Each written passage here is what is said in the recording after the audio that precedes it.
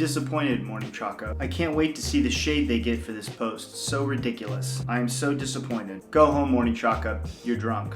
Shame on Morning Chalk-Up for spreading keto bullshit. Shame on you, Morning Chalk-Up. Fake news. Extremely disappointed. Used to think pretty highly of Morning Chalk-Up. Not anymore. This is an irresponsible post. This is such a disaster. So irresponsible. Why hasn't this been taken down yet? Okay. My name is Justin LaFranco and I'm the editor-in-chief of the Morning Chalk-Up.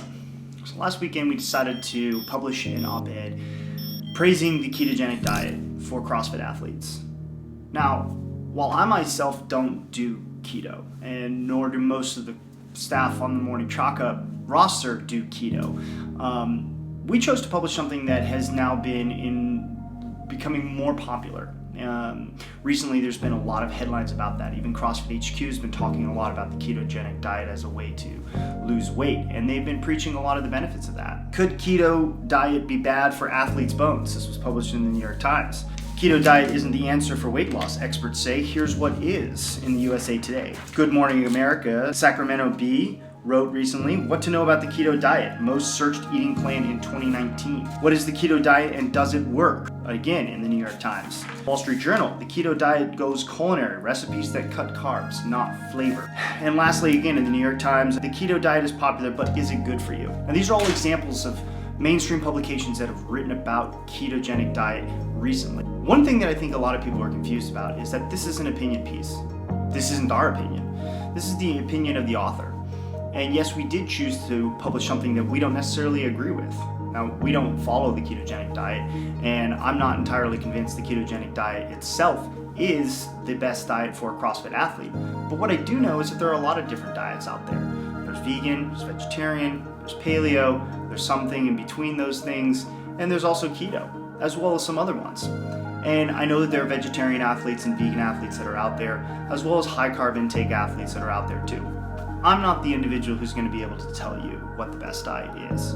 What I do know is that we are a conduit for increasing the visibility of different ideas, taking other ideas that are out there.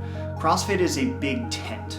We have lots of people that have different training systems, different nutrition systems, and all sorts of different combinations of those things. They want to run their gym this way, they want to train their athletes this way for performance, or for longevity, or for health. We support all of those things. What I do know to be true is that there are ketogenic athletes that are out there in the gyms every single day working out, and they do feel great. Now, that may not be me, and that may not be you. In fact, given how many of the comments that we've seen on Instagram, it's probably not a lot of those individuals, but I do know that they're out there. And that if there's so many other people out there talking about it, hey, at the end of the day, it's okay to bring up new ideas. It's okay to give people an opportunity to make an argument or a case for what they consider to be an optimal diet and an optimal nutrition plan. Just like so many of the people commenting out there have been pitching their nutrition plans, their ideas for the best performance out there. We're not going to be the last say in the word on what is and what isn't the best nutrition advice. Nor do we want to be.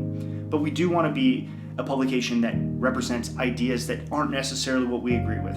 And you should want a publication that is going to allow other dissenting opinions to be out there and to be read and to be recognized and to be debated. That stuff is fundamentally good, and we're not going to stop doing that. The whole purpose for us publishing op-eds at the end of the day is to bring new ideas to the table, or maybe resurface some old ideas. Some ideas may not be the best. Hey, that's not for us to decide at the end of the day.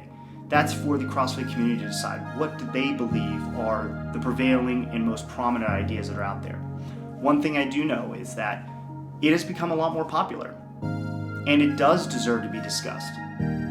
So we're going to continue to do that. We're going to continue to bring ideas that we think deserve to be discussed out there, and you can agree with us or not. But at the end of the day, our job and our responsibility is to find differing opinions on a broad spectrum of issues. And I think we've done that. And that's what we're going to continue to do.